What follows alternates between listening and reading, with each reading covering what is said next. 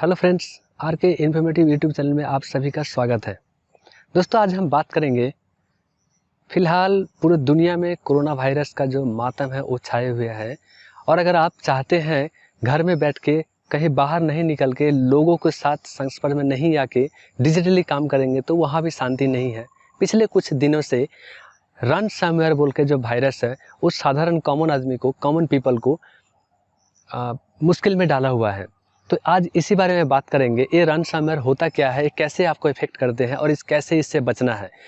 तो चलिए, बढ़ने से पहले आप सभी से रिक्वेस्ट है कि अगर आप नए हैं हमारे चैनल में तो इस चैनल को सब्सक्राइब कीजिए, दोस्तों के साथ इस वीडियो को शेयर कीजिए ताकि ज़्यादा से ज़्यादा आदमी को ये इन्फॉर्मेशन पहुँच पाए। और जो नोटिफिकेशन बेल है उसे प्रेस कीजिए ताकि अगला जो भी वीडियो मैं पोस्ट करता हूँ आपके साथ सबसे पहले चले जाए। चलिए दोस्तों, बढ़ते हैं वीडियो की तरफ। ये रनसमवेयर होता क्या है? दोस्तों, रनसमवेयर एक मैलिशियस सॉफ्टवेयर है, एक वायरस है। ये अगर एक बार आपके कंप्यूटर में अटैक चले आता है तो ये क्या करते हैं, आपको जो मोबाइल या कंप्यूटर में आने के बाद आपका जो भी फाइल है उसे ये एनक्रिप्ट कर देते हैं और आपको उसे एक्सेस नहीं करने देते हैं। और एक्सेस करने से पहले आपसे एक मैसेज आता है, वहाँ पे दावा किया जाता है कि अगर आप अपना फाइल को एक्सेस करना चाहते हैं तो ये जो अमाउंट है आपको यहाँ पे पे करने होंगे, उसके बाद आप फिर से इस फाइल को एक्सेस कर पाएंगे। तो ये हो गया रनसमवेयर। अब यह है आता कैसे है आपके सिस्टम में। दोस्तों, डिजिटल वर्ल्ड में अभी हम लोग ईमेल यूज़ कर रहे हैं, व्हाट्सएप यूज़ कर रहे हैं, सोशल मीडिया प्लेटफॉर्म यूज़ कर रहे हैं। और जब हम लोग शॉपिंग भी ऑनलाइन ही कर लेते हैं ताकि बाहर में जाते हैं मार्केट तो ये कोरोना वायरस का जो फैलने का चांसेस है वो रिस्क बढ़ा रहता है, खतरा बढ़ा रहता है। तो हम लोग क्या करते हैं, घर में बैठ के ही ये बहुत सारे अभी ऑनलाइन शॉपिंग प्लेटफॉर्म है, वहाँ पर हम लोग शॉपिंग करते हैं। अब यहाँ पर हम कुछ मोबाइल शॉपिंग कर रहे हैं, कोई मोबाइल हम फ़ोन चेक कर रहे हैं 15,000 या तो 20,000 या तो 25,000 का। उसके बाद अगर आप कहीं फटाक से एक मैसेज आता है कि आपका जो मोबाइल है चंद लम्हों के लिए आपको एक ऑफ़र दिया जाता है और अगर आप ऑफ़र में इस लिंक में क्लिक करेंगे तो उस 25,000 मोबाइल आपको सिर्फ 1,000 में मिलेगा।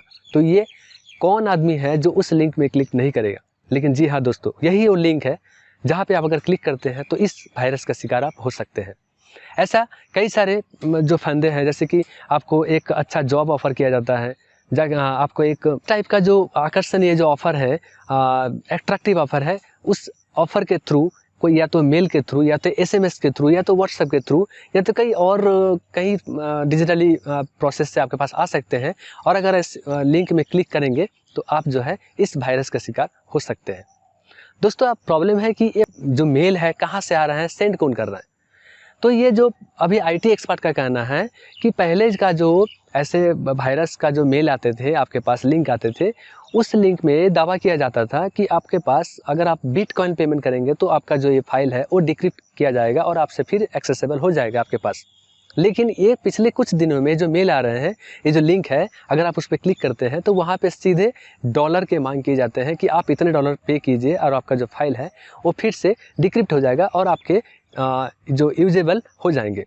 तो इसलिए अभी जो आईटी एक्सपर्ट है वो भी इसके पीछे लगे हुए हैं ताकि इसका जो सेंडर है ये कौन है और उनका पता लगा रहे हैं। इसके बाद दोस्तों, ये काम कैसे करते हैं, ये जो हैकर है इनको क्या फ़ायदा होता है? दोस्तों, अगर ये वायरस आप जाने अनजाने में कोई भी ऐसा कोई लिंक आता है और उस लिंक पे अगर आप क्लिक करते हैं तो वायरस सीधे आपके कंप्यूटर में आते हैं और लैपटॉप में आते हैं तो मोबाइल फ़ोन में आते हैं और आपका जो डेटा है उसे एनक्रिप्ट कर देते हैं ताकि आप उस डेटा को यूज़ नहीं कर पाए। और जैसे ही कोई भी डेटा ऐसा है और डेटा में आप अगर क्लिक करते हैं तो आपके पास एक मैसेज शो होता है। उस मैसेज में दावा किया होता है कि अगर आप इतने डॉलर अगर आप पेमेंट करेंगे तो आपका जो फाइल है फिर से एक्सेसिबल हो जाएगा। तो आपसे रिक्वेस्ट है, अगर ऐसा कुछ होता है आपके साथ, जाने अनजाने में आप कोई लिंक में ऐसे क्लिक करते हैं और आपको ऐसे दावा किया जाता है कि फिर से आपको फाइल एक्सेसिबल होगा, तो कृपया ऐसे लिंक में आप कोई भी पेमेंट ना करें। क्योंकि पुलिस का कहना ये है कि जो बंदा, जो हैकर है, जो मेल आपको किया है, जो रिक्वेस्ट आपको भेजा है, वो तो ना तो आपको जानता है ना आप उसे जानते हैं। तो ऐसा कोई सिक्योरिटी नहीं है कि अगर आप पेमेंट कर भी देते हैं तो आपका जो फाइल है वो उसे फिर से यूजेबल बना देगा। तो काइंडली आप ऐसा मत ना करें। और दूसरा बात यह है कि कहीं ना कहीं अगर आप उसे पेमेंट करते हैं तो फिर आपका जो बैंकिंग जो डिटेल्स है वो उनके पास चले जाते हैं और आप और भी खतरे में पड़ सकते हैं। ठीक है, तो अब क्वेश्चन आता है कि इस वायरस से बचे कैसे।